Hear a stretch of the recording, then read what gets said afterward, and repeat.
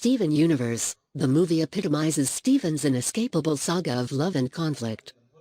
The introduction of Spinel pokes holes in a simple happy ending. After spending 5 seasons learning how to control his powers, manage the gem and human sides of his life, and cleaning up after his mother's mistakes, he and the rest of the crystal gems frankly deserve a break. And it seems that they got one. After the climactic events of Change Your Mind, a new period of détente has spread across the universe with the gradual dissolution of the Gem Empire.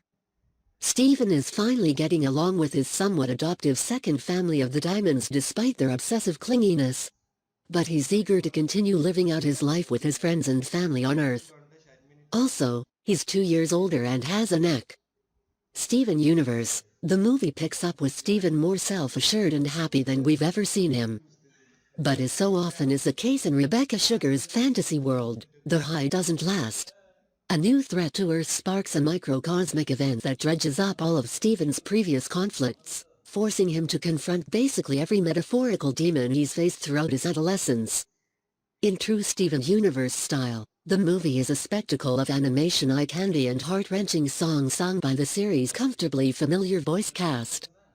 While Steven Universe, the movie doesn't mark the end of the series, it's a poignant cap on the characters that we've come to love over the past 6 years. The beginning of the movie hits some of the highest highs we've seen thus far. An early sequence, Happily Ever After, runs through the Crystal Gem's past escapades, recapping the series in a way that is more lightly nostalgic than dragging for longtime viewers of the series. There's some obvious changes, too. Everyone has new clothes, and there are a few fresh musical cues tied to familiar characters, but it's an unmistakable homecoming. Life comes crashing down with the arrival of Spinel, a hyperactive gem animated in elastic rubber hose style of early 20th century animation. Her character design is perfectly suited to her kind of off-the-wall villainy. From the get-go, it's clear that Spinel has come to Earth not only to exact her vengeance, but also to have one hell of a time doing so. Watching her twist, leap, and maneuver around the crystal gems is incredibly entertaining, particularly as she gleefully sings through other friends. A ragtime-flavored song that complements her animation style. This first fight against Spinel's alien weapon poofs the gems back to their factory settings. Pearl is ready to serve, Ruby dutifully protects her noble Sapphire, and Amethyst doesn't know any better than to mimic those around her. Steven himself is set back to his own kind of default state. With no functional control over his gem powers, he has to figure out how to deal with both overbearingly friendly Spinel, also poofed and reset, and the giant drill she left to pump poison into the Earth. In order to stop it, Steven must essentially recreate all of his friends' character development arcs on a time crunch. In a way, it makes Steven Universe, the movie, almost feel like a recap film as both Steven and the gems experience familiar moments like Garnet realizing her love for herself or Pearl's burgeoning rebellious streak. As Steven tries to recreate the conditions that made the crystal gems into who they are today, it's apparent how far the group has come over the course of the past 5 seasons. Punctuating the nostalgia are some excellent goofs as well as moments of pure fan gratification.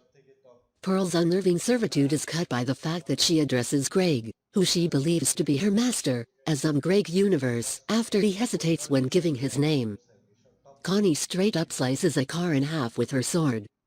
Most standout is the out-of-nowhere fusion of Steven and Greg, henceforth referred to as Steg, along with the return of Opal, a me-man.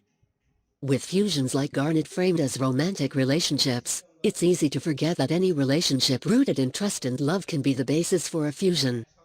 Really, Steg has been a long time coming. The fusion is an emotional cap punctuated with Steg's killer abs and vocals, and he's voiced by Ted Leo, a frequent me-man collaborator. All of that fades away, however, when it comes to Spinel herself.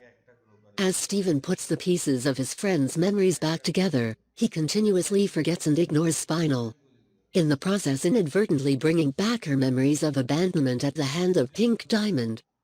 With a tragic backstory only truly rivaled by that of Lapis Lazuli, Spinel pursues vengeance and lashes out at the closest thing she can get to Pink, Steven.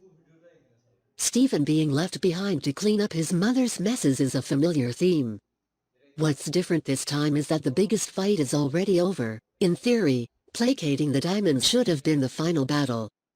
Spinel's arrival and justified hurt hammer home the fact that Steven may never get his happily ever after, regardless of how much he ostensibly deserves it.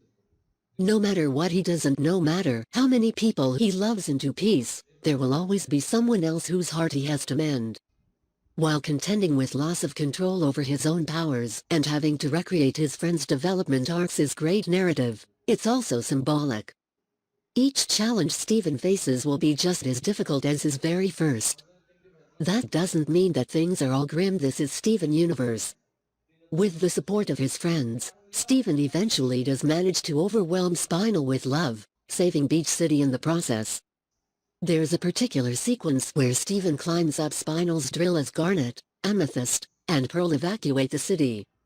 Even in mortal peril and conflict, the dulcet, slow jam tones of True Kinda Love play in the background like a lo-fi hip-hop beats for Surviving the Apocalypse playlist. Even at the apex of danger, things are still pretty chill. By now, we know to believe in Steven. Steven Universe, the movie is a perfect culmination of a story that already feels complete. While this isn't the last we'll see of the Crystal Gems, it's hard to imagine any better closure. The fact that things will never calm down for Steven is part of the ethos of the series itself. Most central, however, is a philosophy that Steven sings towards the end of the film: "Hey you, show me that solvable problem, we can get through this, I'll do the hardest part with you." Presented by News of Voice. More news, www.newsofvoice.com. Please subscribe to our channel. Appreciate on like and comments. Thank you.